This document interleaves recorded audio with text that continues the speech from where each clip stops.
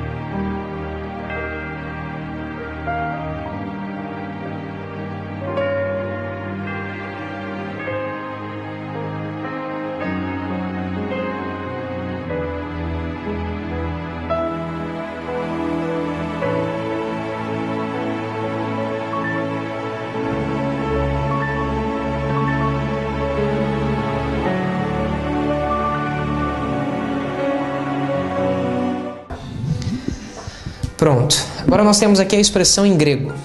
Kai akousantes oi matetai epesan eipi prosopton auton kai efobetesan esfodra. Ok? Efobetesan esfodra. A primeira coisa que nós precisamos observar aqui, o que realmente aconteceu? Afinal de contas, pastor, caíram, se prostraram, o que aconteceu? Caiu ou se prostrou? Eu já expliquei para vocês já um pouquinho sobre isso daqui, mas nós vamos dissertar isso aqui. Além disso, além das demais explicações, nós vamos repassar novamente as mesmas coisas para ficarem bem fixados, ok? Nós temos o verbo aqui, ó, epesan. Nós temos o verbo epesan, que está aqui, ó, certo? Qual é a raiz do verbo epesan? Qual é a raiz do verbo epesan? A raiz do verbo epesan é pípito. Então nós vamos escrever aqui, ó, pi, acento, acentuação, pipito. Essa é a raiz. Como que eu descubro o verdadeiro sentido do verbo? A sua construção gramatical ela se encontra aqui. Mas como se eu descubro se é cair ou se não é cair? Pela raiz. Nós pegamos a raiz do verbo. A raiz pípito significa cair. Pastor, quando que a raiz pípito ela é convergida em prostrar-se? Quando existir qualquer tipo de denotação de adoração,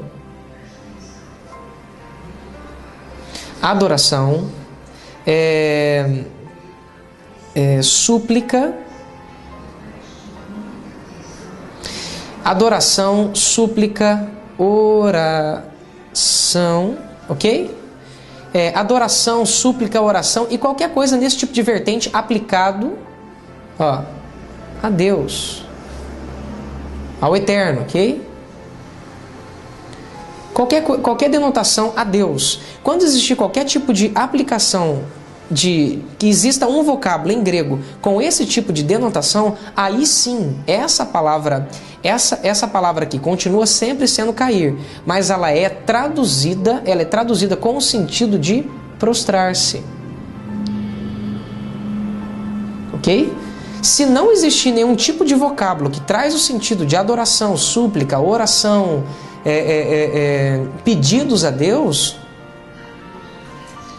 Eu não posso traduzir como prostrar-se. Isso é regra gramatical, isso é regra contextual, melhor dizendo. Eu não posso traduzir como prostrar-se e nem tampouco posso ter o sentido de prostrar-se, ok? Então a raiz da palavra épesan é pípeto. Só que aqui agora eu quero mostrar algumas coisinhas a mais para você aqui que você ainda não sabe. Algumas coisinhas a mais. Primeira coisa que você precisa guardar no seu coração. A raiz pípeto, tá? A raiz é pípeto. O que significa, pastor? Cair. Só que tem um detalhezinho. A palavra pípeto, ela é derivada de uma raiz hebraica. Que raiz é essa hebraica, pastor? É essa raizinha aqui, ó. É essa raiz. O que significa essa raiz em hebraico, pastor? Essa raiz em hebraico, ela tem... Vou fazer a transliteração dela. É isso daqui, ó. Na... ou...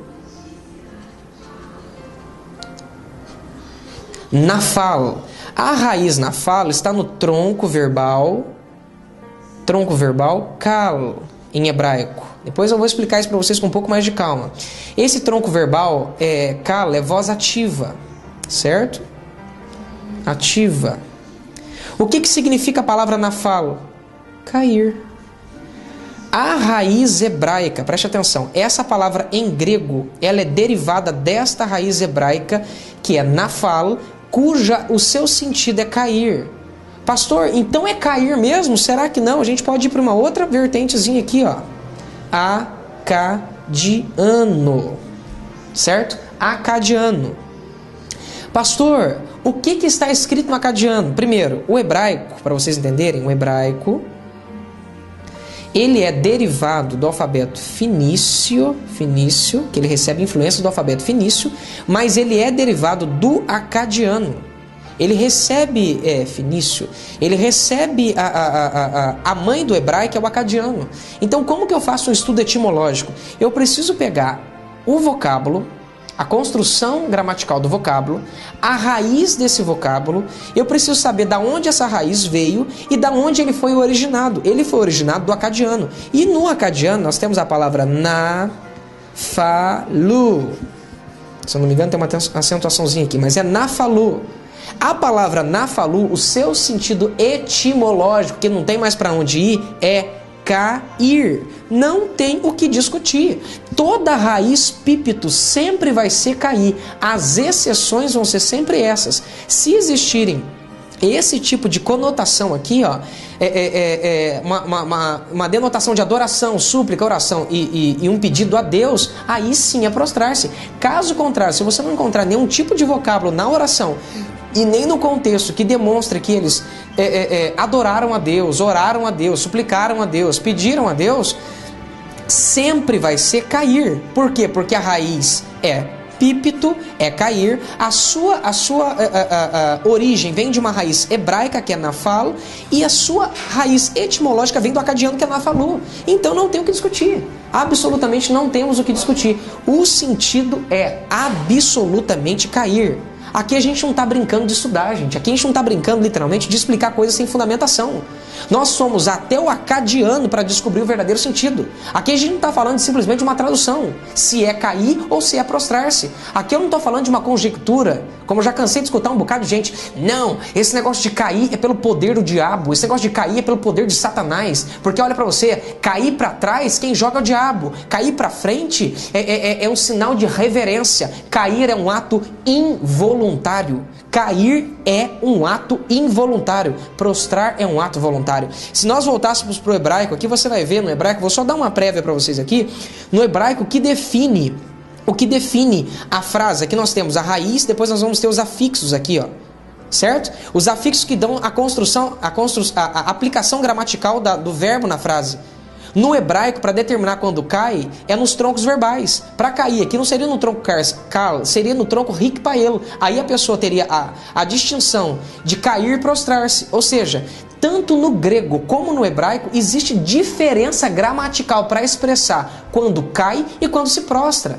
Aí vem um bocado de gente começar a conjecturar e falar um tanto de besteira e falar um tanto de lixo, dizendo que não, pastor, fulano caiu. Ele caiu para frente sobre o seu rosto para denotar prostrar-se. Não existe, segundo a condição gramatical textual e muito menos na regra do texto e do contexto, nenhum tipo de condição na gramática que explica que realmente o cidadão se prostrou. Não existe. Estude, pega os 4 capítulos, já estou te desafiando, leia as quatro vertentes desse texto, as 3 vertentes desse texto que você encontra em Mateus, Lucas e Marcos, e a nota que Pedro dá. Nenhuma dessas notas traz nenhum tipo desse vocábulo aqui para poder expressar prostrar-se. Nenhum. Então, pastor, o que aconteceu? Ele caiu, o original está bem claro, não tem como fugir. O texto está correto, o texto está genuíno, o texto está literalmente denotando que eles caíram sobre o seu rosto em terra. Caíram no chão, não tem para onde cair, não tem como cair, ficar voando, nem levitando para nenhum lugar. Quem que vai cair? Será que o cidadão ele não tem condição de explicar o que é cair, o que é prostrar-se? É lógico que tem. Então ele caiu, ele não se prostrou, ele caiu de cara no chão. Quem que quer cair de cara no chão, gente? Pelo amor de Deus. Foi isso que realmente aconteceu aqui. Aí, como já foi levantado muitas questões, eu quero só deixar algo bem claro aqui. Esfodra significa um grau de intensidade. Intensidade, certo? É um grau de intensidade, certo? Esfodra traz esse sentido. A palavra efobetesan, aqui, ela é traduzida como temor. Temor. A raiz de efobetesan, eu vou puxar ela para o cantinho de cá, bem aqui no cantinho, tá vendo? A raiz de efobetesan é phobos. Fóbio, melhor dizendo, desculpa. Fóbio. Tem um acentozinho aqui, tá dando para ver aqui? A raiz é fóbio. Vou circular ela aqui para você conseguir enxergar. É fóbio. O que significa a palavra fóbio? Ela vem de uma raiz hebraica que significa medo,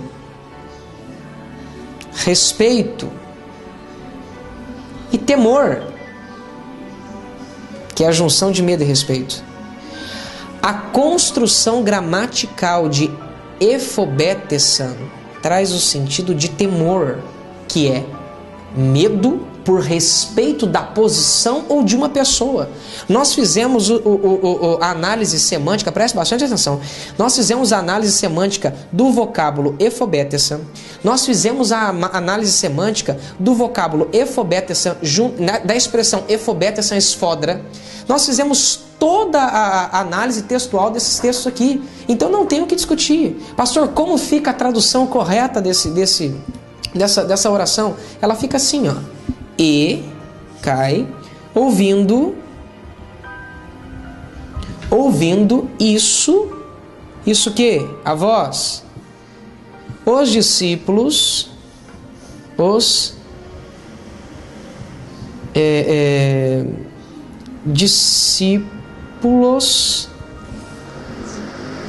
discípulos caíram. Os discípulos caíram sobre o seu rosto, sobre o seu rosto. E ouvindo isso, os discípulos caíram sobre o seu rosto. Eu vou puxar aqui para cima, tá? Para ficar bem clarinho para você poder enxergar. Caíram sobre o seu rosto. Você vai ver que algumas traduções vai ter um colchetezinho assim, em terra. Por quê? Porque isso não consta no texto original, mas cair é no chão. A palavra épesa, na sua raiz etimológica, traz o sentido de cair sobre.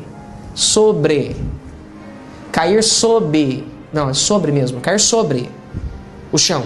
Então não tem outro lugar para cair. Cair é no chão, não tem outro ponto. Por isso que os tradutores colocam a palavra cair em terra, certo? Então fica, ouvindo isso os discípulos caíram sobre o seu rosto em terra, certo?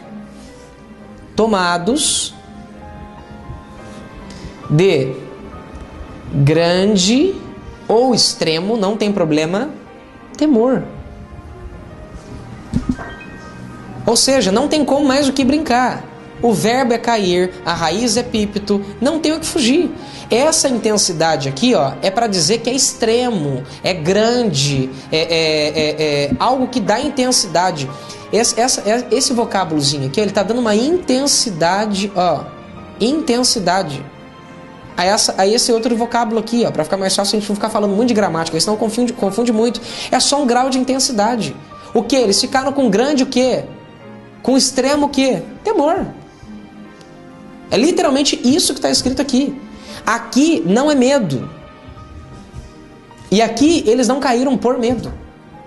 Isso é o que Mateus capítulo 17, versículo 6 está descrevendo literalmente nos originais. Eu estou abrindo para vocês o grego, estou mostrando por meio do Espírito Santo aqui fundamento, eu estou trazendo fundamento, estou usando uma versão de Tischendorf, que é a versão mais fiel, vou tornar a repetir sempre isso aqui nos textos para ficar bem claro. Não estamos brincando aqui de tentar tendenciar nada. Quem entende grego está vendo o que eu estou dizendo aqui, está vendo que eu não estou brincando. Eu estou rasgando e abrindo para vocês qual que é o verdadeiro sentido. Qual que é o verdadeiro sentido? Essa raiz fóbio aqui, ó, essa raiz fóbio, ela tem uma aplicação gramatical importante. O grego traz uma condição aqui na gramática de que todas as vezes que esse verbo aqui ele é aplicado para Deus, ele recebe uma condição de reverência, de respeito e de temor. Você entende? Então aqui não pode ser traduzido. Essa palavra, quando é aplicada para Deus, como a palavra efobetesan aqui, ó, está aplicada a uma voz que veio do Pai, do Eterno, veio de Deus. Por isso que aqui também um dos motivos é traduzido por temor, não é traduzido por medo.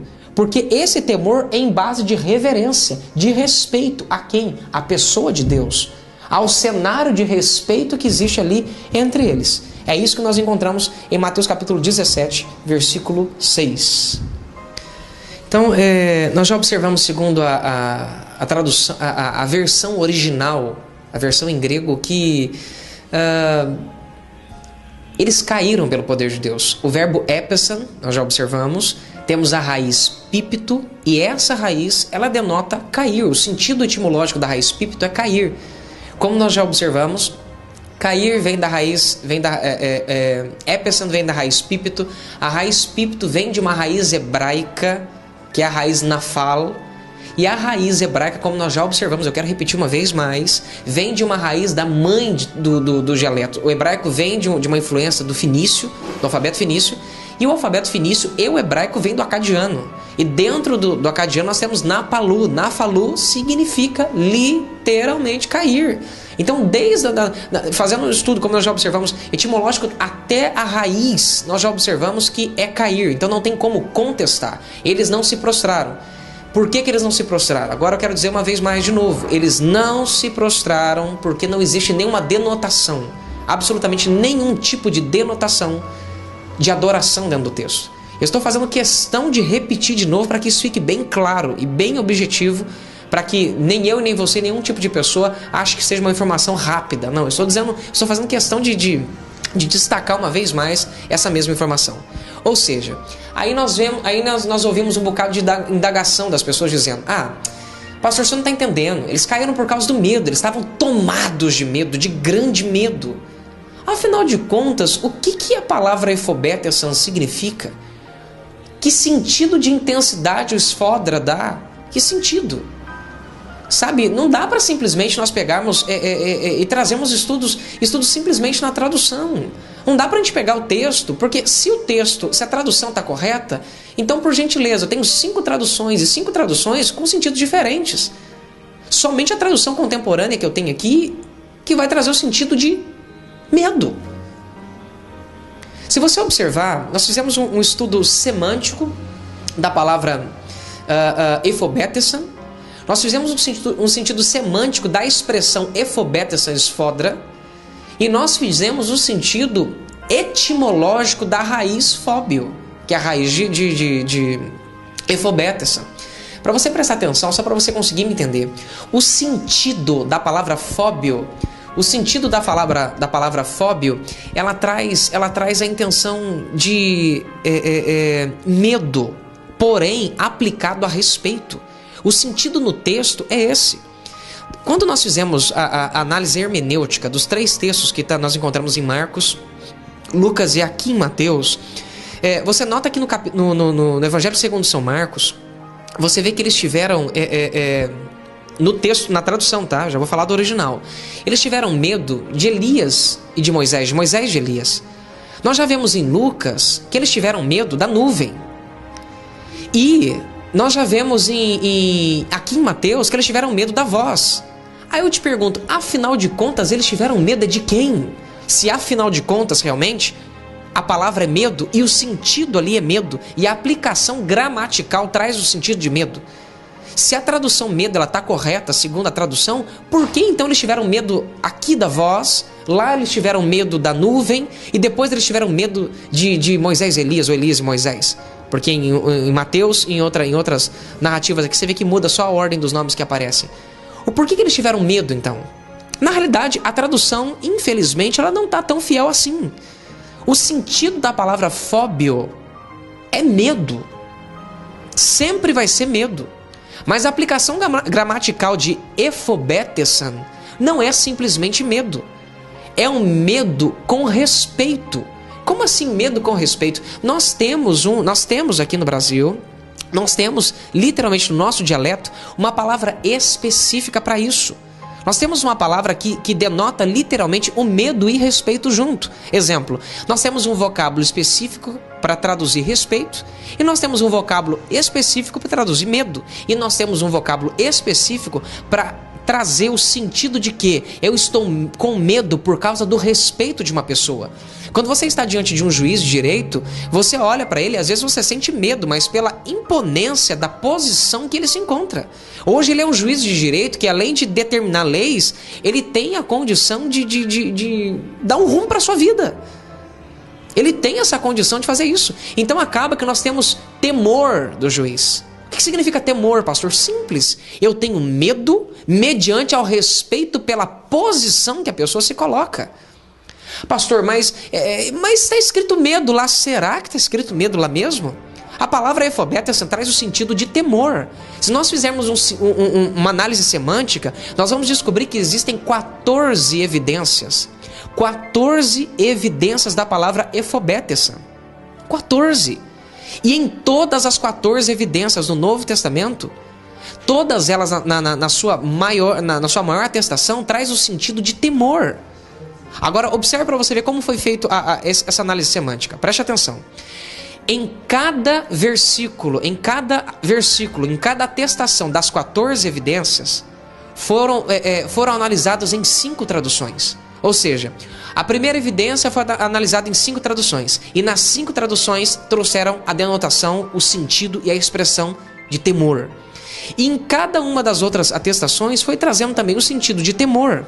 Somente uma atestação, preste bastante atenção, somente uma atestação, dentre essa atestação, em uma das traduções, foi traduzido como medo. O resto, em 13, preste atenção, em 13 atestações, com 5 traduções analisadas, foram atestados temor. E em uma tradução, e somente uma atestação nas traduções, foi traduzido como medo. Agora eu te pergunto, como que eu posso credibilizar uma única versão dizendo medo? Uma vez que nem nas traduções isso ganha respaldo e muito menos no original. A palavra efobetesan deve ser traduzida aqui no texto como temor. Por que é temor, pastor? Simples. Eles estavam em um ambiente de respeito. No capítulo 9 de Marcos, você observa que eles literalmente ali foram tomados eles foram possuídos de respeito. O original traz esse sentido. Eles foram atingidos, isso, obrigado, Espírito Santo. Eles foram atingidos, é isso que está escrito. Eles foram atingidos por temor. É isso que eles receberam ali. Eles foram atingidos por temor e não por medo, desculpa, corrigindo. Eles foram atingidos por temor. É isso que está escrito ali, quando eles viram quem? Elias e Moisés. Agora eles estavam em um ambiente de respeito, por isso eles tiveram temor, medo mediante ao respeito. Eles estavam ali diante do representante da lei. Eles estavam ali diante do grande Moisés. Absolutamente diante do grande Moisés. E se você observar, você chega em Jerusalém hoje, os nomes que são ícones daquela época é Elias e Moisés. Você tem Elias, um homem que não tem história. De repente aparece um homem dotado de uma poderosa unção, em um nível de glória, dizendo: segundo a minha palavra, não chove mais aqui. Elias ganhou um respeito absurdo. Ele foi o representante dos profetas. Então nós estávamos em um ambiente totalmente de respeito. Imaginem, o representante da lei aparece. O grande Moisés aparece. Nós encontramos com o grande profeta Elias.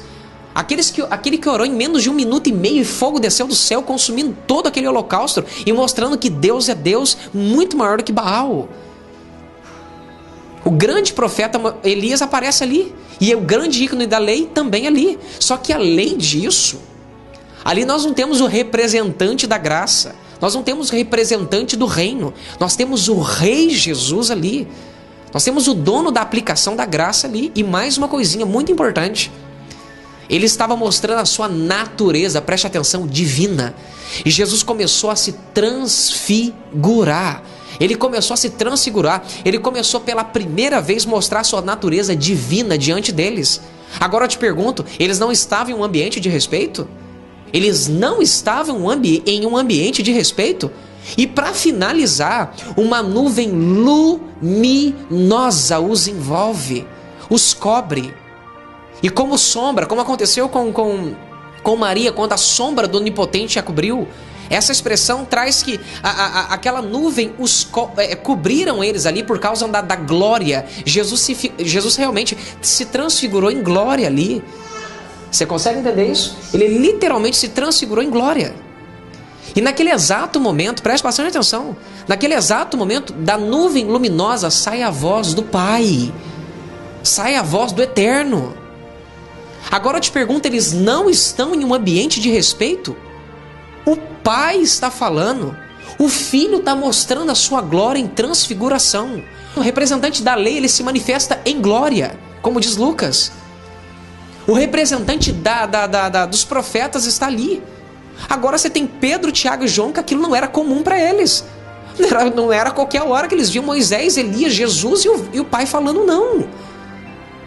Eles são atingidos por um respeito absurdo.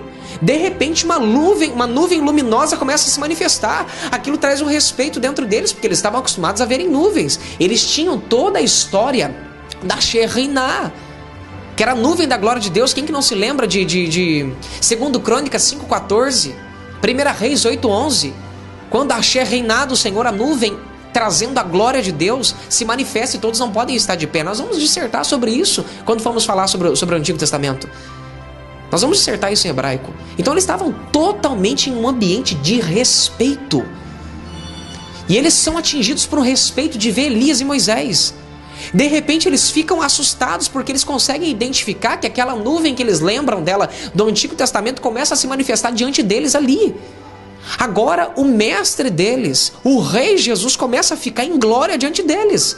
E de repente o Pai fala: este é o meu filho a quem me comprazo, a ele ouvi. Quando o poder da glória de Jesus se manifesta e a glória liberada pela voz do Pai se manifesta.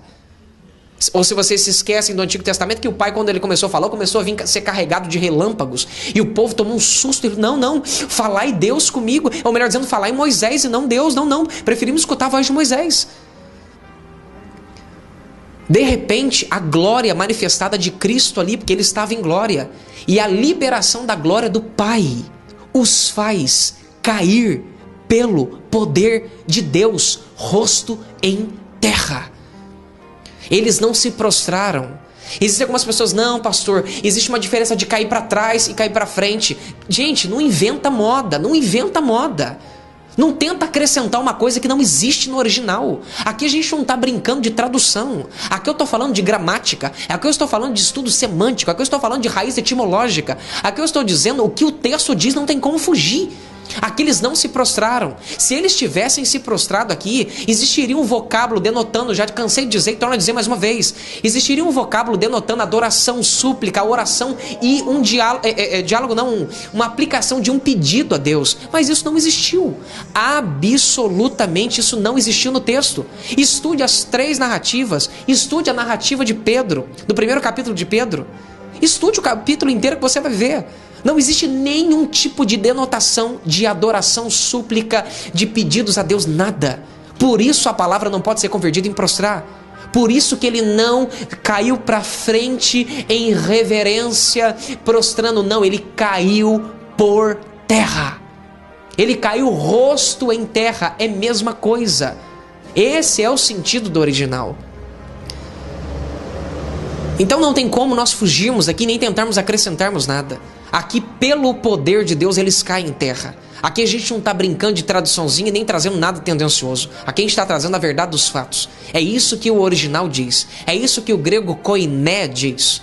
É isso que o grego que derivou do ático, conjunções do jônico. É isso que o grego realmente traz. É isso que o grego koiné traz. Esse grego vulgar traz, que foi o grego aplicado do Novo Testamento. É isso que o original traz. É isso literalmente. Epesan, cair, esfodra, intensidade, grande, extremo. Efobetesan, temor. Caíram quando o poder da glória de Cristo, em junção da voz do Pai, os fizeram cair por terra. Apóstolo dos gentios, homem de notável baixa estatura, reconhecido por um dos anciões como Homo tricubitalis, 1,37 de altura, aproximadamente 3 côvados de altura.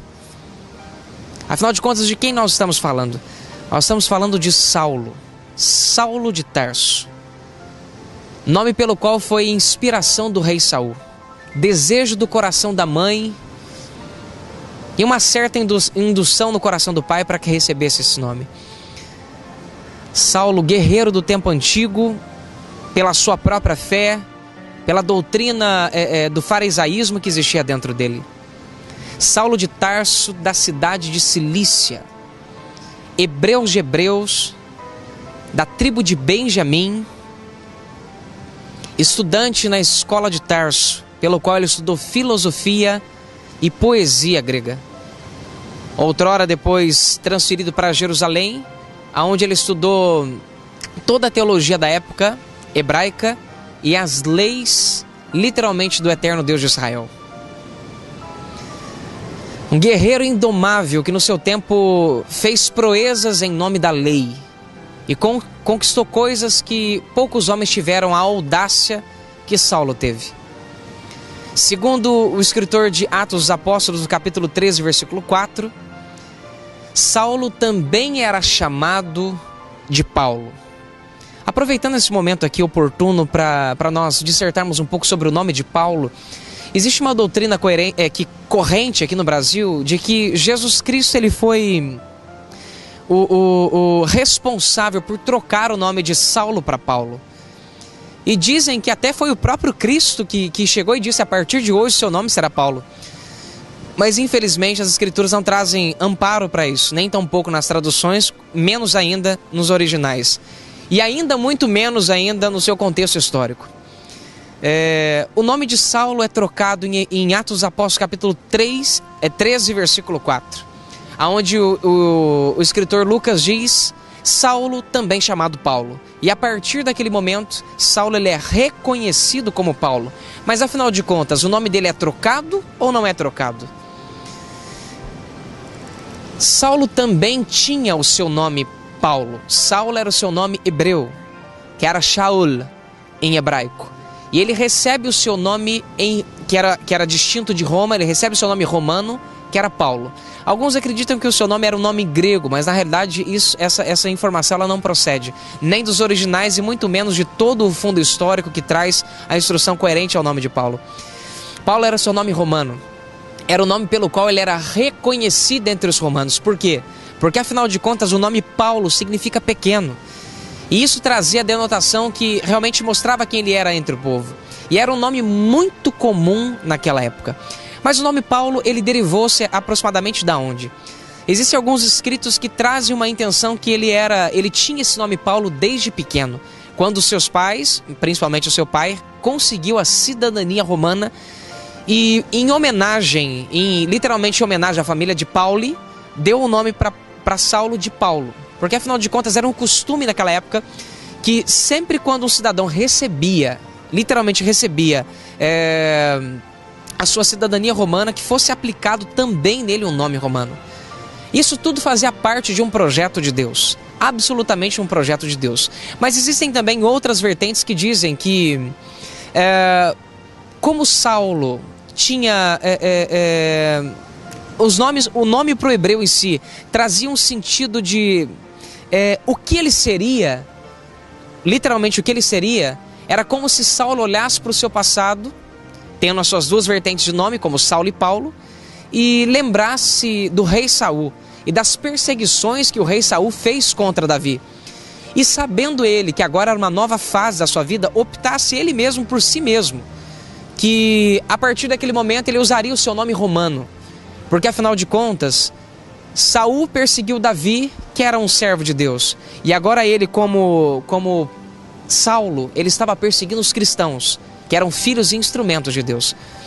Existem também uma versão bem coerente também, pelo fato dele ter tido a sua nova vertente de nome. Quando Saulo começa a evangelizar, no capítulo 13, o procônsul Sérgio Paulo se converte a Jesus Cristo. Ele se converte ao reino de Deus. E como era de costume também naquela época, quando você conquista uma terra, você ganha o nome da terra. Quando você conquista algo de importância, você acaba ganhando o nome daquela importância conquistada.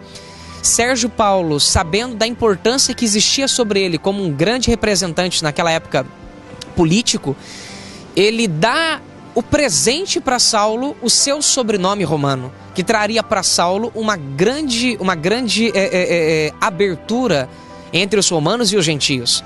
Não, como nós já sabemos, Saulo, ele agora seria o apóstolo dos gentios.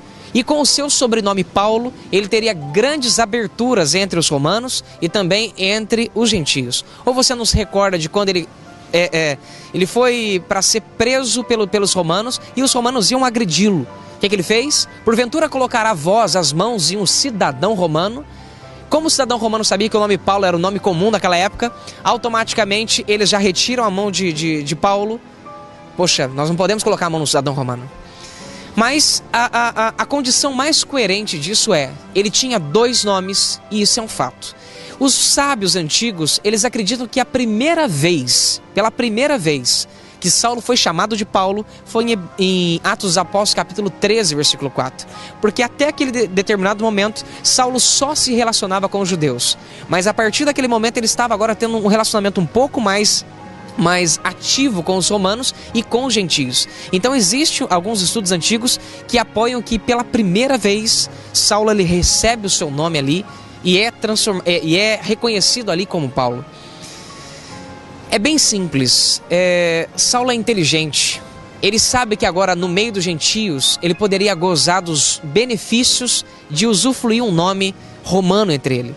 E isso foi de grande valia. Se você decorrer todo o livro de Atos dos Apóstolos, você vai ver que isso foi de uma grande valia para Saulo utilizar o seu nome romano de Paulo. O capítulo pelo qual nós vamos dissertar aqui é Atos dos Apóstolos, capítulo 9, do versículo 1 em diante. Mas expressamente o versículo que nós vamos dissertar aqui é o versículo 4, aonde traz uma manifestação sobre-humana. E nós vamos observar aqui, se essa manifestação sobre-humana, ela é, afinal de contas, derivada da fonte de Deus, ela vem literalmente de Deus ou não. Se Saulo aqui, ele realmente cai pelo poder de Deus, se existia cavalos ali, se ele foi desmaiado, o que afinal de contas aconteceu com Saulo ali. Então nós vamos ver o que realmente aconteceu com ele dentro de toda a narrativa, para nós descobrirmos se o poder de Deus toca Saulo ou não. Eu gostaria que você acompanhasse comigo no capítulo 9, versículo 1, e observasse comigo toda a narrativa, para você poder observar dentro de toda a regra contextual, dentro de toda a análise hermenêutica desse versículo, desse grande guerreiro da fé que nós temos, que é Saulo, e teve um encontro maravilhoso com Jesus Cristo. Amém? No capítulo 1 está escrito assim, Saulo, respirando ainda ameaças e mortes contra os discípulos do Senhor, dirigiu-se ao sumo sacerdote e pediu-lhe cartas para as sinagogas de Damasco, a fim de que, se encontrasse alguns daquela seita, quer homens ou mulheres, os conduzisse presos a Jerusalém. Aproximando-se de Damasco, na sua viagem, preste atenção, aproximando-se de Damasco na sua viagem, subitamente cercou-lhe um resplendor de luz dos céus. Eu estou usando a tradução contemporânea de João Ferreira de Almeida, tá? E caindo por terra, ouviu uma grande voz que lhe dizia: Shaul, Shaul, Saulo, Saulo, por que me persegue? Por que me persegues? Verso 5. E disse-lhe: quem é, Senhor? Versos 5 ainda a parte B. Respondeu-lhe o Senhor: eu sou Jesus a quem tu persegues. Verso 5. Agora levanta-te, entra na cidade e lá te será dito o que te convém saber. Verso 7. Os homens que iam com ele pararam espantados ouvindo a voz, mas não viram ninguém. E aqui nós temos toda a decorrência do texto, que não altera nem um detalhe do versículo 4. Nós analisamos aqui com muito cuidado todas as versões em português sobre essa dissertação, sobre essa prosa, e nós analisamos também as versões em grego, e fizemos também aqui a análise exegética, e fomos até os papiros originais e observamos também o aparato crítico de Tischendorf. Eu estou fazendo questão de sempre destacar isso daqui, para que você não esqueça que nós estamos indo até o profundo. Nós não estamos trazendo aqui um estudo tendencioso e muito menos um estudo sem base, sem fundamentação, que é o melhor, certo? Nós estamos trazendo algo aqui realmente com fundamentos, bibliografia. Estamos trazendo algo aqui debaixo de todas as regras contextuais e de todos os parâmetros e regras que os estudos minuciosos e profundos pedem e literalmente exigem que sejam feitos, ok? É importante nós salientarmos uma coisa. Observe o versículo 4. E caindo por terra, ouviu uma voz que dizia... Sabe o que me chama mais atenção? É esse verbo. Que verbo é esse? Absolutamente que verbo é esse? E caindo. Como assim? O porquê que ele não viu aquele resplendor de luz e caiu? Por que aqui o verbo caindo? Slow motion? Aquele resplendor o envolve sobre ele, ele começa a ir caindo vagarosamente? Como assim? De que jeito? Aqui nós temos aqui o verbo caindo, que está no particípio aoristo ativo no grego. Aqui no particípio aoristo ativo, esse verbo está determinando aqui na oração que Saulo ele começa a cair aos poucos. É como se ele fosse perdendo a sua força do corpo e fosse caindo aos poucos. Mas afinal de contas, pastor, esse verbo no original, ele cai ou ele se prostra? Ele cai em reverência, como algumas pessoas tentam afirmar, ou ele se prostra em reverência? Uma coisa que é bom você salientar, nós vamos nos próximos estudos, nos próximos vídeos, nós vamos explicar para você que tanto a tradução como nos originais traz uma grande diferença entre cair e se prostrar. Traz uma diferença extraordinariamente clara. Não tem como nós criarmos uma doutrina que quem cai para trás é o diabo e quem cai para frente cai em sinal de reverência. Queridos, no grego não tem essa filosofia nem essa ideologia. Não tem, desculpa a expressão no popular, não tem essa bobageira. Não existe isso. O grego existe uma aplicação coerente para prostrar-se, que traz o sinal de reverência, e cair. No grego, cair é cair, prostrar é prostrar. E no português é a mesma coisa. Cair é cair e prostrar é prostrar. Não existe um entre-meio nesse jeito. Não dá para nós criarmos conjecturas e começarmos a tentar dissertarmos coisas ou imaginarmos coisas aqui que não tem como. No grego não tem nenhum tipo de denotação para isso, quem cai para frente e nem quem cai para trás. No grego existe cair ou prostrar-se. No português existe cair ou prostrar-se. No hebraico existe cair ou prostrar-se. Não tem um meio termo aqui, ok? Então a primeira coisa que nós vamos dissertar, esse cair é cair ou é prostrar-se? Eu já vou adiantar para você e depois nós vamos escrever em grego aqui e você vai ver que realmente é cair. No original traz a condição de cair e não prostrar-se, ok? Então, mas vamos ver se o contexto... Pastor, o senhor está isolando o versículo. Vamos ver se o contexto aqui tira qualquer tipo de denotação aqui que realmente ele caiu ou não, ok? Vamos ver se isso realmente aconteceu aqui ou não. Primeiro, versículo 1. Saulo, respirando ainda ameaças e mortes contra os discípulos do Senhor, dirigiu-se ao sumo sacerdote. Muitas pessoas procuram bases bíblicas para saber se Paulo foi um homicida ou não. Aqui está dizendo que ele respirou ameaças e mortes. E mortes. Respirar aqui traz o sentido de ser algo natural, algo que era comum de se fazer, era algo que estava sendo uma prática comum dele fazer, além de estar recente para ele. Esse termo aqui no original traz o sentido disso, que era recente para ele, respirar, tava algo recente, ele respirar tanto as ameaças como mortes. Como os cristãos encontraram paz em Damasco, Saulo aqui, eu posso chamar de Paulo ou Saulo, que não é errado, tanto faz os dois nomes aqui, que eram os nomes que ele tinha, cada um na sua vertente, como já foi explicado. Saulo aqui no texto, ele não conseguia ver a paz dos cristãos, e como ele viu que existia cristãos em Damasco em paz, ele dá um jeito de ir atrás desses cristãos em Damasco para aplicar a mesma coisa que ele já vinha fazendo, que era o quê? Ameaçar esses cristãos a terem medo de Jesus e ir embora correndo, ou então, se eles não tivessem, ele ia ao extremo da morte com esses cristãos. Era o que ele fazia. Era literalmente o que Saulo fazia. Então aqui ele estava respirando tanto as ameaças que iam ao seu extremo máximo, que ia em altos níveis, como ao seu extremo das próprias mortes. Então era isso que ele estava respirando.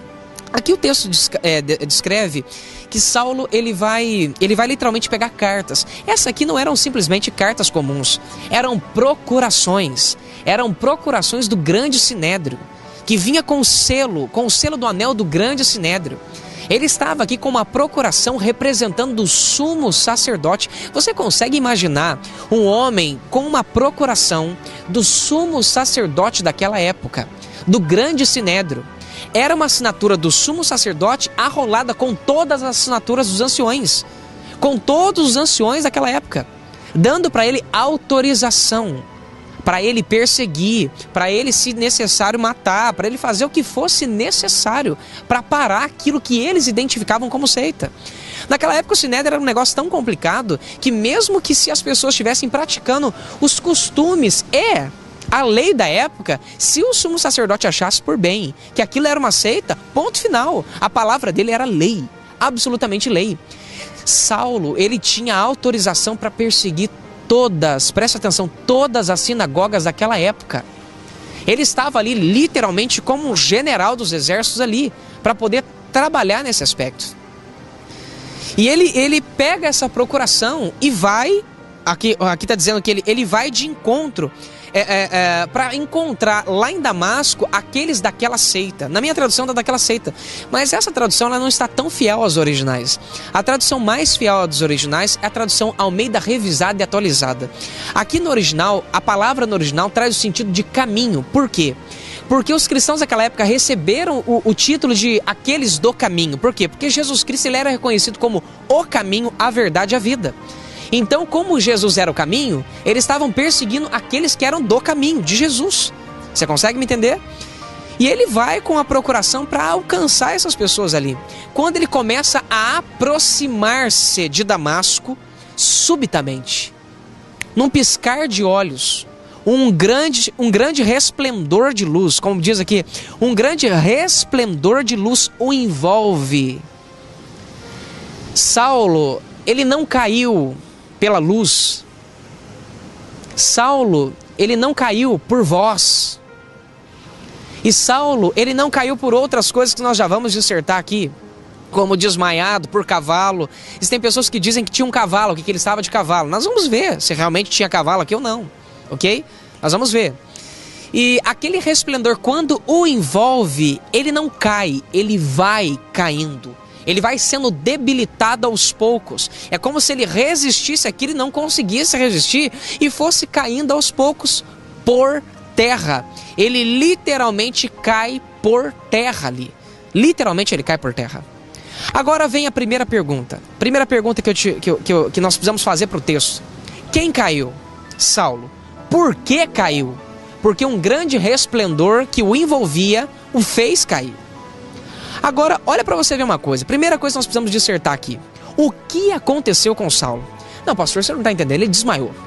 Absolutamente Saulo desmaiou. Agora eu te pergunto, se Saulo desmaiou, como que ele conseguiu discernir que era uma pessoa que falava com ele? Segunda pergunta, como que ele conseguiu discernir, como diz o texto, verso 5, ó, e ele disse, quem é, Senhor? E respondeu-lhe. Primeira coisa, como que uma pessoa desmaiada consegue discernir que esse ESA aqui está trazendo a sentença de uma pessoa, ok? Como que ele conseguiu discernir que era uma pessoa que falava com ele, que aquele resplendor tinha uma forma, e que aquela forma era de uma pessoa, e além do mais, que aquela pessoa era senhor de alguma coisa? Como que ele conseguiu discernir que aquela pessoa era um senhor? A palavra senhor significa dono, em hebraico e em grego, porque o grego recebeu a raiz hebraica para denotar essa condição de senhor. Saulo aqui ele consegue definir literalmente que aquela pessoa era um senhor. Era absolutamente um senhor. Você consegue entender isso? Um senhor. Senhor do quê? De quê? Ele já consegue discernir. Como que uma pessoa desmaiada consegue fazer isso? Como? Como que ele conseguiu escutar a voz, levanta-te, se ele estava desmaiado? Não, pastor, então tá. Então ele não está desmaiado. Então tá bom. Agora eu quero ver se o senhor poder me responder isso aqui. Saulo estava de cavalo. Ele saiu... O senhor acabou de dizer que ele estava com uma procuração. Ele foi como um oficial. Tá. Primeira coisa. Será que o escritor Lucas, que era médico, formado, preste atenção, ele era formado. Era um homem que conhecia muito bem o dialeto, conhecia muito bem o grego koiné, que é o grego ático, com junções de expressões do jônico e com enriquecimento das linguagens correntes da época ali. Era o grego koiné, um grego vulgar. Lucas conhecia muito bem o grego, porque ele era grego. Será que Lucas, com toda a sua inteligência, não saberia escrever, sendo que existem tantos detalhes aqui na narrativa, que Saulo estava de cavalo? Estude o livro de Atos e procure um cavalo aqui. Nem na tradução e nem no original nós encontramos que Saulo estava de cavalo. Existem conjecturas. Aqui nós não estamos falando de conjecturas. Aqui nós não estamos falando de verdades subjetivas. Aqui nós estamos falando de verdades absolutas, verdades objetivas. Verdades absolutas. Não existe nenhum tipo de amparo, hermeneuticamente dizendo aqui, para amparar que ele estava de cavalo. Pastor, a distância era muito grande, ele tinha que pegar um cavalo. Isso é uma conjectura. Você pode provar que ele estava de cavalo? Existe a condição de provar que ele literalmente estava de cavalo? Agora vamos para o texto para a gente ver se ele estava de cavalo. Primeiro, se ele estivesse de cavalo, a classificação gramatical do verbo cair aqui, ó, que tem sua raiz pípito, não viria de forma alguma, preste atenção, no particípio auristo ativo. De maneira alguma a gramática daria isso. A colocação que não daria de maneira alguma que ele haveria caindo. Imagina, ele está com um cavalo. A luz, aquele resplendor o envolveu rapidamente, subitamente, bem rápido. Depois desse envolvimento rápido, você acha que o cavalo ia levantar devagarzinho, colocar ele de pé. Agora, como que ele ia conseguir cair em câmera lenta? Me explica isso, por favor. Como que ele cairia em câmera lenta uma vez que o cavalo ia se assustar e jogar ele para cima? Me explica como. Já aconteceria um milagre aí, porque a luz ia segurar ele para ele cair lentamente. Aí é mais um milagre se você quiser pensar desse jeito. Agora, como que ele conseguiu cair dessa forma? A Bíblia Sagrada diz que ele foi caindo, literalmente caindo. Não existe cavalo nenhum aqui. Que cavalo que consegue se assustar em slow motion? De que forma? Me explica isso, por favor. Não, pastor, Não, mas eu não estou convencido. Ele não está convencido? Então vamos ver uma coisinha aqui, fazendo favor. Olha aqui para você ver, ó. Verso 5. Ele diz... ele disse, quem é, Senhor? Ele responde, respondeu-lhe o Senhor, eu sou Jesus, a quem tu persegues. Verso 6, levanta-te. Aí levanta, não, pastor, ele vai falar levanta-te para Saulo, porque afinal de contas ele tem entendimento. O cavalo caiu, levantou sozinho. Ah não, tá, beleza, tranquilo. Entra na cidade e lá te será dito o que convém. Os homens que iam com ele espantados ouviram a voz e não vendo ninguém. Aqui tem um detalhezinho aqui que nós vamos dissertar que não faz parte acerca de uma coerência do verso 7 aqui, tá? Mas deixa isso para depois. Verso 8. Saulo levantou-se da terra e, abrindo os olhos, não viu coisa alguma. Guiado pela mão, conduziram para Damasco. Interessante. Então, agora eles guiam ele pela mão. Cadê os cavalos? Cadê o registro que pegou o cavalo dele aqui e levou junto guiando? Aonde está o registro disso? Não existe nem na tradução e nem nos originais. Então aqui não tem cavalo algum. Aqui ele não caiu porque o cavalo o assustou e o lançou por terra. Absolutamente. Então é importante nós termos consciência de uma coisa, querido. Nós não estamos aqui conjecturando, nós precisamos usar fundamento. Primeira coisa, verdades e fundamentos. Qual é a verdade? Ele caiu. De que jeito? De cavalo. Então me mostra se o fundamento é verdadeiro. Se o fundamento ele tem solidificação. Aqui eu estou trazendo fundamentos que têm solidificações. Eu estou indo dentro da raiz do problema para descobrir se realmente é isso ou não. Agora nós precisamos dissertar algumas coisas que são extremamente importantes. Absolutamente importantes. Eles disseram aqui, olha para você ver o que eu escutei. Disseram sobre cavalo. Disseram que ele caiu desmaiado, nós já dissertamos. Falaram aqui que... ele tinha epilepsia. Meu Deus do céu, epilepsia. Então a epilepsia só deu ataque em Paulo justamente no momento dele ver aquele resplendor. Conheço muito bem as doutrinas que são aplicadas nesse aspecto para a epilepsia. Nós trabalhamos em culto e vemos pessoas serem curadas de epilepsia. Literalmente. Pastor, ele estava endemoniado. A Bíblia Sagrada sabe muito bem descrever quem está possesso e quem não está possesso. A Bíblia Sagrada sabe muito bem descrever isso. Absolutamente. O engraçado é que eles denotam também que Saulo, ele cai de susto. Ele tem um susto e por isso ele cai. Se ele tivesse tido um susto, eu perguntaria para você, susto do quê? E de quem? Não, o senhor acabou de dizer que era Jesus. Ele pergunta, quem és? Senhor. Ele literalmente pergunta, quem é, Senhor? Se ele tivesse tido susto, no mínimo Jesus Cristo diria para ele, não temais. Porque o susto seria um fruto de um medo dentro dele. E dentro dos originais nós teríamos uma palavrinha chamada phobos, ou phobio. Nós já dissertamos na passagem de Mateus como efobetesan, que é uma das ramificações dessa raiz. E isso nós encontramos aqui no texto. Absolutamente nós encontramos. Paulo foi impactado pelo poder de Jesus Cristo. Impactado. Só depois desse impacto que o leva ao chão pelo poder de Deus, é que ele se transforma nesse poderoso homem de Deus que ele assim o foi. E escreve epístolas maravilhosas e coisas grandiosas. Até o próprio Gamaliel, queridos, até o próprio Gamaliel chamou a atenção dele. E nem Gamaliel, que era o seu tutor de fé, era o seu mestre de fé, conseguiu nenhum tipo de resultado dentro dele. Só depois que ele cai pelo poder de Deus. Nós precisamos observar coisas aqui, queridos, que são literalmente de grande valia. Primeiro, segundo a hermenêutica, existem algumas perguntinhas.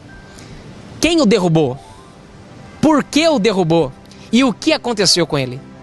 Aqui nós vemos que esse resplendor tinha uma forma. Que forma era essa que esse resplendor tinha? Absolutamente que forma era essa? De uma pessoa. Agora, quem era esta pessoa? Absolutamente quem era essa pessoa? Primeiro, não era simplesmente um resplendor de luz. O fundo histórico conta uma coisa interessantíssima aqui. Saulo não estava dentro de um templo. Saulo estava no meio de uma estrada, no meio de um mato normal, de um ambiente assim comum, à luz do dia. Aquele resplendor brilhou mais do que o sol, absolutamente mais do que o sol. Segundo, quem o derrubou? Jesus. Quem o fez cair por terra? Jesus Cristo. O resplendor da glória de Jesus o fez cair por terra. Absolutamente. Agora tudo bem, pastor, então tá bom. Quem o derrubou foi Deus. Então ele caiu pelo poder de Jesus Cristo, que é Deus. Perfeito. Segundo a hermenêutica, o que aconteceu com ele? Eu tenho algumas coisinhas para dizer para você que aconteceu com ele. Primeira coisa, ele tinha um propósito. Qual era o propósito dele? O propósito dele era sair, chegar em Damasco. Primeiro que ele não conseguiu chegar em Damasco. O propósito dele já foi cancelado. Segundo, ele descobriu, o que mais que ele queria fazer? Prender essas pessoas e levar essas pessoas até Jerusalém. Lá essas pessoas seriam processadas, julgadas e condenadas à prisão ou até mesmo mortas. Era isso que iria acontecer com eles, certo? Pastor, mas quem que eles iam pegar ali? Desde criança, jovem, mulher, homem e idoso, se fosse necessário. Qualquer pessoa que professasse aquilo que aos olhos deles, os olhos dele naquela época, até aquele momento, era literalmente uma seita, ok? Agora, olha para você ver que coisa interessante. O que aconteceu então com ele, pastor? O propósito dele mudou, tudo bem, o que mais? Só o propósito? Se a gente já sabe, o que mais? Vamos lá. Primeira coisa, Saulo de Tarso, Jesus não era senhor dele. Ele olha e descobre um senhor. O Senhor dos judeus, ou melhor dizendo, o Senhor dos cristãos, torna-se Senhor dele em um segundo. Ao cair pelo poder de Deus, Jesus já torna Senhor dele em um segundo. Porque quem é Senhor é dono, e quem é dono manda. Ele vai ali para perseguir Jesus, cai pelo poder de Deus, e Jesus já dá uma ordem para ele. Eu quero que levanta-te e vai para lá, e vai para Damasco, entra dentro da cidade, que lá eu vou dizer para você o que você tem que fazer. Já virou Senhor dele. Em um segundo já virou senhor dele. Ali nós temos Saulo ganhando a salvação. Saulo é salvo ali. Ele recebe a sua conversão. Por quê? Porque ele estava indo para um caminho para fazer algo. Automaticamente o caminho dele é convertido em outra coisa. Saulo já recebe a conversão. Eu poderia parar por aqui. Absolutamente eu poderia parar por aqui. Mas só isso não. Ele cai pelo poder de Deus e tem visões. Teve, já vou te dizer o momento das visões. Depois que ele cai pelo poder de Deus, ele fica 3 dias separados. E durante 3 dias ele tem visões insondáveis. Absolutamente insondáveis. Depois que ele cai pelo poder de Deus, ele ouve a voz de Deus. E de uma das pessoas da Trindade, que é a própria voz de Jesus Cristo. Pastor, tem mais coisa? Claro que teve. Ele foi transformado. Pastor, não. Ele só foi transformado depois de cair pelo poder de Deus. Só depois que ele cai pelo poder de Deus que ele é transformado. Ah, não, então não teve resultado nenhum, não teve não. Ah, acabou tudo isso, tem um detalhezinho. Ele tinha planos e Jesus frustra os planos dele e mostra para Saulo qual era o seu verdadeiro propósito. Saulo imaginava que ele tinha nascido para ser um fariseu, nascido para defender a lei judaica. E quando Jesus se encontra com Saulo, Jesus mostra para ele qual é o seu propósito de vida. Jesus mostra para Saulo para que ele nasceu. Jesus mostra para Saulo qual é a sua visão, que era a revelação do seu propósito de vida, e mostra para ele qual era o chamado dele. Agora ele seria um apóstolo dos gentios. Aí nós falamos assim, não aconteceu nada depois que ele caiu pelo poder de Deus? Imagina se não. Imagina se não aconteceu absolutamente nada depois que ele cai pelo poder de Deus. Agora eu vou um pouquinho mais longe com você. Quantas epístolas Saulo escreveu com o seu nome romano como Paulo? A grande maioria do Novo Testamento foi escrito por esse grande guerreiro. Saulo, ele é retirado, fica 3 anos numa cidade, volta para Jerusalém, conversa com os discípulos, depois fica 14 anos separado e depois volta para pregar um evangelho absoluto em Cristo Jesus. Um dos grandes doutrinadores da igreja hoje é Saulo. Não é isso? Não é Paulo? Não é ele? Agora eu te pergunto, qual foi o propósito de Jesus fazê-lo cair pelo poder de Deus? Qual foi o propósito? É simples. Saulo havia escutado o evangelho de Jesus Cristo. Isso não tinha tocado o coração dele. Não tinha nada que movia o coração de Saulo. Ele havia literalmente visto e ouvido, melhor dizendo, o evangelho de Cristo Jesus.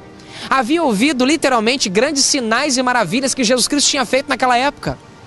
E isso não tinha mexido no coração de Saulo. Olha para você ver que interessante.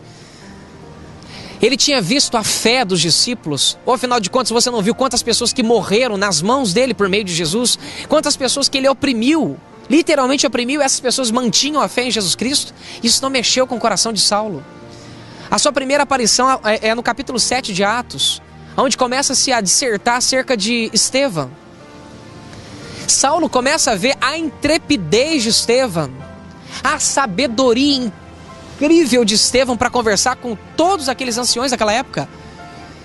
E isso não move o coração de Saulo. Saulo tem a notícia de ver Estevão com a face de um anjo. E isso não mexe no coração de Saulo. Isso não traz Saulo a ser convertido a Jesus Cristo. Ele vê a morte de Estevão. Ele vê o amor de Estevão até a morte diante de todos.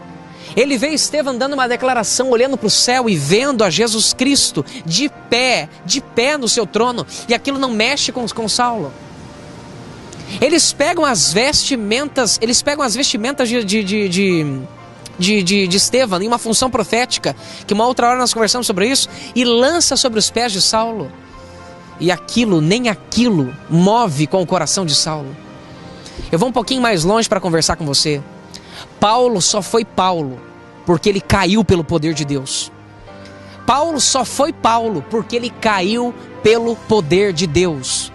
O resplendor aparece e Saulo não se converte. Mas quando ele tenta lutar contra o seu corpo e ele perde controle do seu corpo, ele descobre que existe um Senhor maior do que ele mesmo. Ele descobre que existe um poder maior do que ele mesmo. Saulo só escreveu as grandes epístolas depois de cair pelo poder de Deus. Pastor, qual foi a primeira ação que aconteceu com Saulo? A primeira não foi conversão, foi cair pelo poder de Deus. Qual foi a primeira evidência do reino dentro dele? O poder do reino que o lançou por terra. Essa foi a primeira evidência.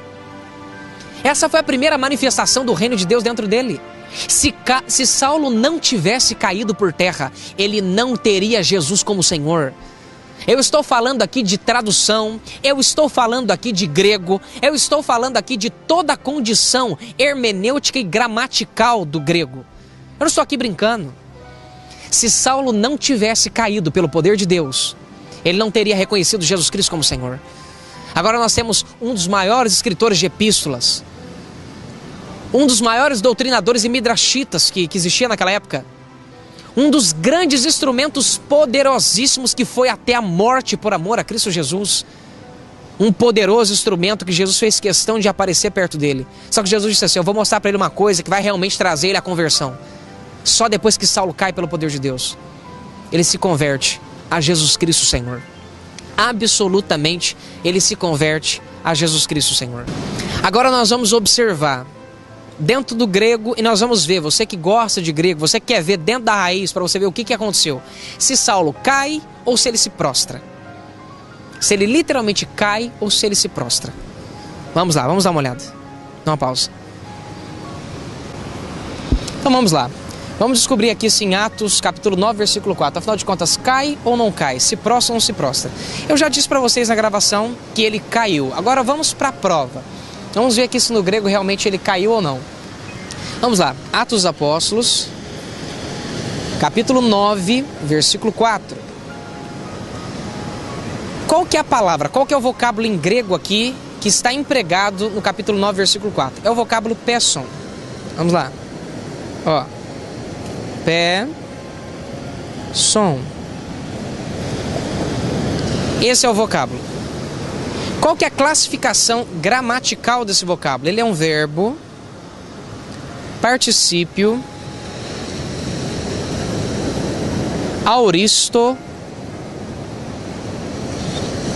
ativo, nominativo, singular, masculino.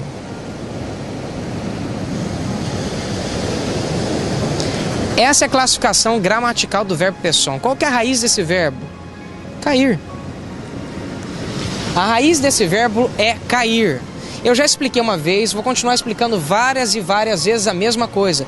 Qual que é a condição para se traduzir como prostrar-se? No grego não tem conversa. No grego é cair ou prostrar. Não tem essa de cair para frente, cair para trás, cair para o lado, cair para o outro. Isso não existe no grego. No grego existe ou cai ou se prostra. Qual que é a condição, qual que é a regra gramatical e contextual do texto para se aplicar que o cidadão ele cai ou ele se prostra? É simples. Nós precisamos de um vocábulo que denota, no caso aqui, a queda, certo? Esse vocábulo aqui, no caso, no particípio aorista ativo, ele é traduzido como caindo, que nós já falamos sobre ele, certo? E eu preciso também de um vocábulo que denote adoração, súplica,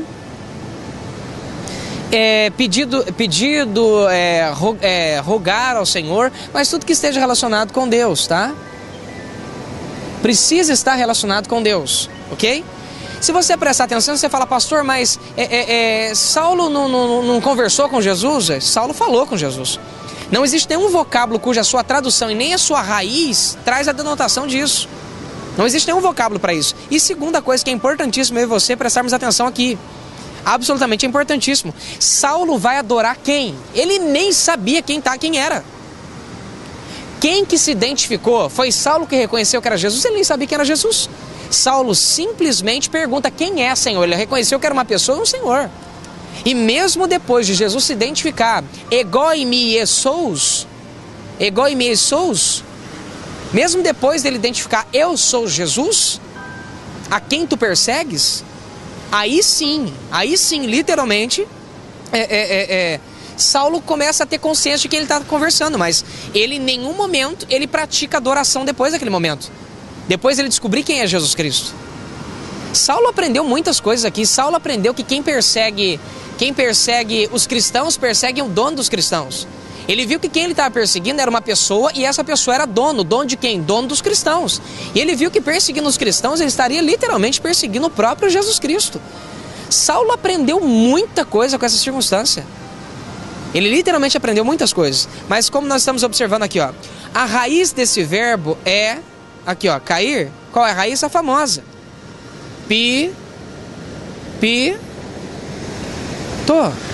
ó, pípito, é a famosa raiz, que vem da raiz hebraica nafal, para você sempre lembrar. A raiz é cair. Quando que ela seria traduzida, porventura, qual que seria a única exceção para ela ser traduzida como prostrar-se? Seria literalmente se existisse um vocábulo denotando tais coisas. Não consta esse vocábulo nos originais, nem nos melhores papiros. Nós estamos usando a versão de Tischendorf, que é a versão mais fiel. Pode analisar as 7 a 8 versões em grego que tem hoje, que são as mais coerentes. Nenhuma delas trazem esse vocábulo. Analisamos o aparato crítico de Tischendorf, e literalmente nós encontramos nada lá, nenhum tipo de variante que pelo menos denote que está faltando.